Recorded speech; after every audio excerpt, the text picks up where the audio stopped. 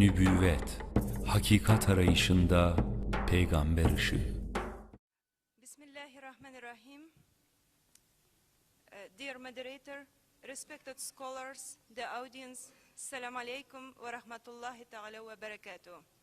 It is a great pleasure to be here among you, and I thank the Islam Araştırmalar Kültür ve Sanat Vakfı for inviting me and giving opportunity to give this presentation today here. So the title of my presentation is on the role of prophethood in building of true civilization.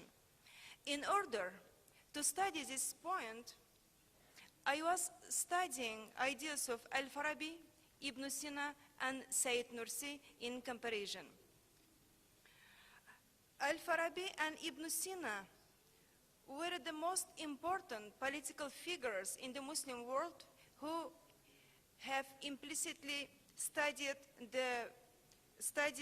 and treated the question of prophecy.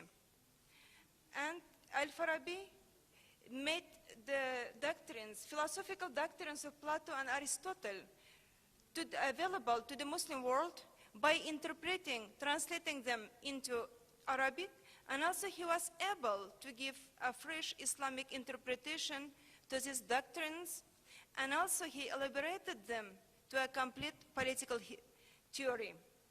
Ibn Sina was born in 980 near Bukhara after 30 years after the death of Farabi. And he elaborated Farabi's ideas in a more accessible form. And also Ibn Sina was very active in politics. He took part in wars, and also he was advisor and wazir to some princes.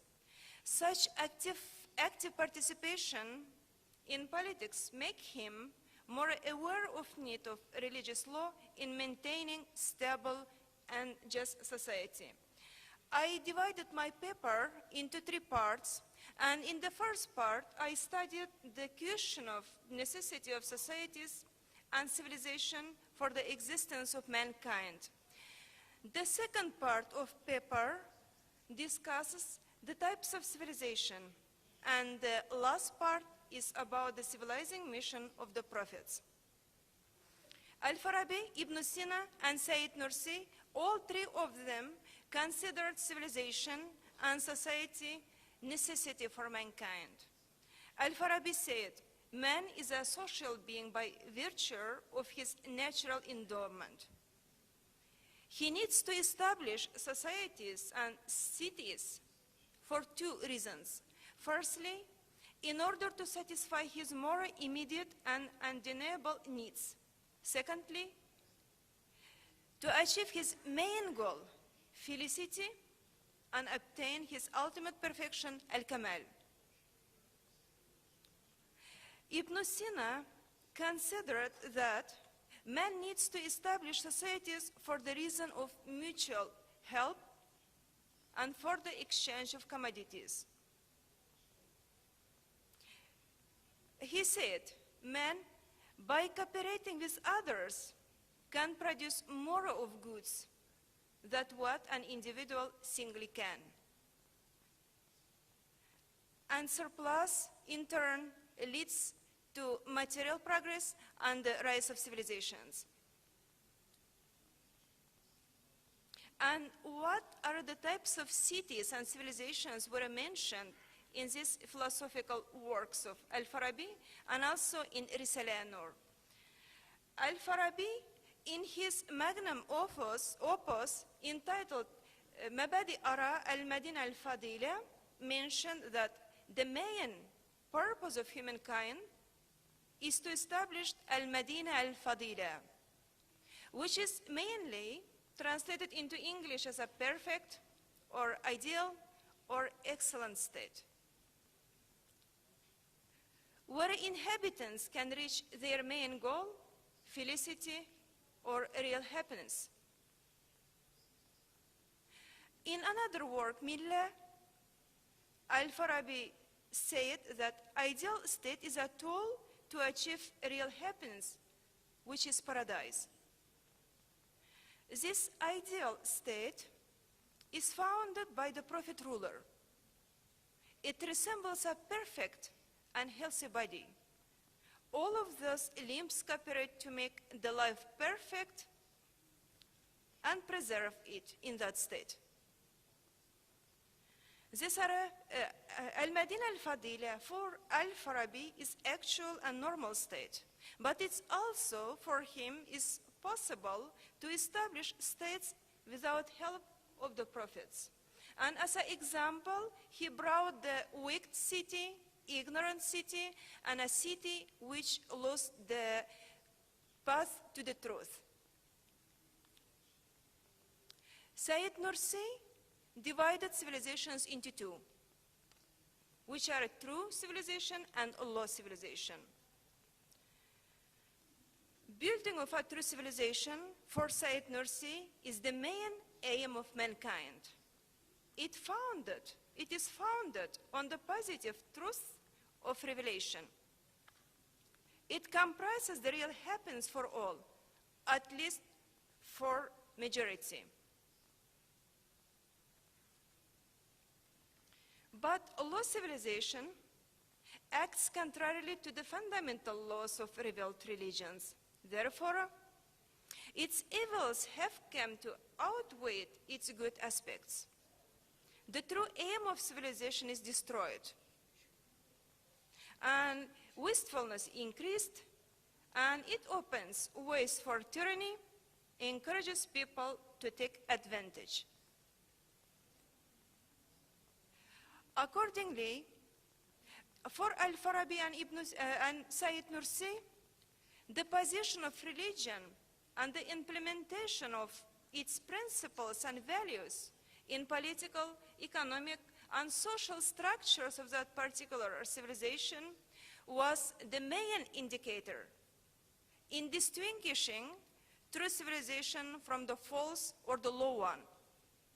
For them, real civilization, which is capable to make its citizens happy, satisfied, and equal without any exceptions, originates from divine laws established by the prophets. Al-Farabi and Ibn Sina, while they were talking about the role of prophets in formation, in the building of civilizations, they paid more attention on their role as first political rulers and lawgivers.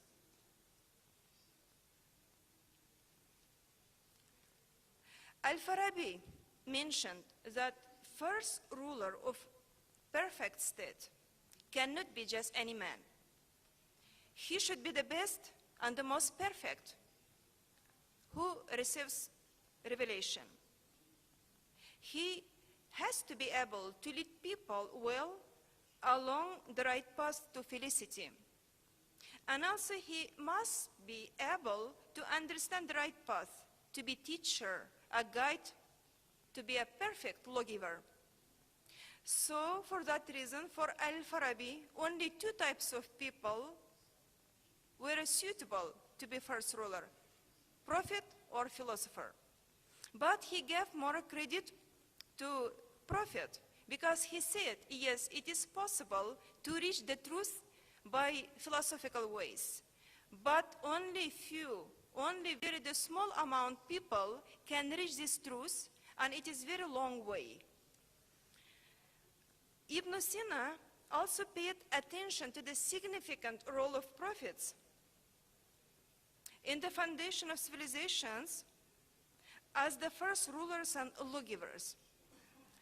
But he mentioned that the ordinary soul cannot grasp the truth in its universality, and people need more simpler explanation.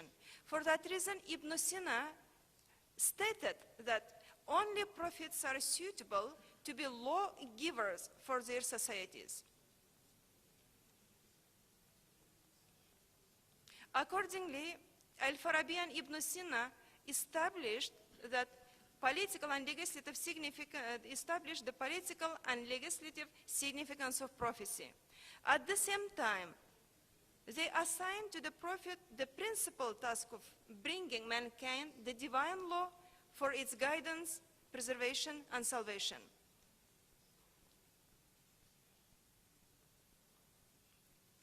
Now, let me give some ideas about the approach of Sayyid Nursi towards the role of prophets in the building of civilizations. While observing the approach of Sayyid Nursi, at least 6 aspects could be noticed in his Risale An-Nur. Firstly, and this point is repeated for yesterday and today for many times, that Sayyid Nursi mentioned that the prophethood, existence of prophethood, is essential for mankind. And secondly, he emphasized on the central role of prophets in learning process. Okay. He said, man is designed to make progress through learning, and there is always his innate need for faith and guidance from God. And thirdly, Sayyid Nursi repeatedly stated about the superiority of the prophets over the philosophers in worldly as well as religious affairs.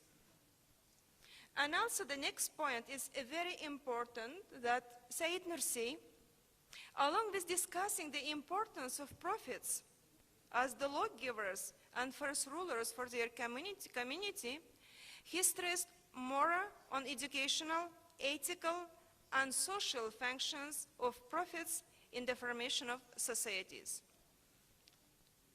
At the same time, he mentioned that basic task of prophets was the establishment of faith and keeping mankind in the right path.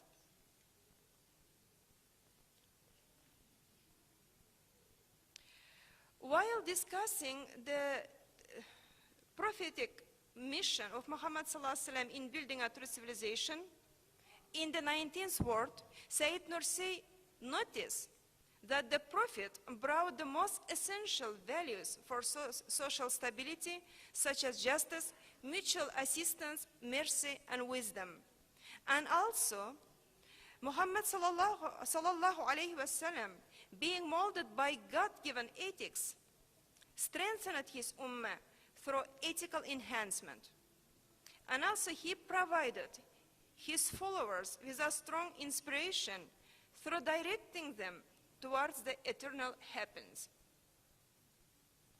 Subsequently, he achieved many extraordinary feats in an extremely short period, which were and technological development. And he proved it in the examples of miracles of prophets. In that sense, civilizational enhancement becomes an essential part of the faith and the noble mission of human being in this life. And the last point is that sacred laws, according to Sayyid Nursi, change according to the ages, and their ordinances change according to the capacities of people.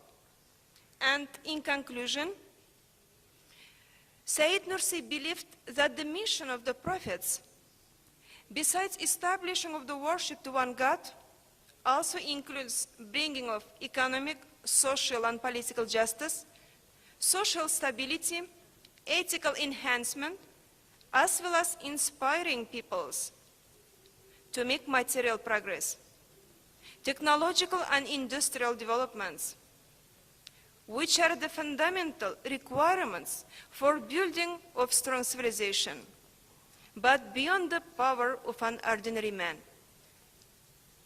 And thank you for your attention. Assalamu alaikum wa rahmatullahi ta'ala wa barakatuh. İstanbul İlim ve Kültür Vakfı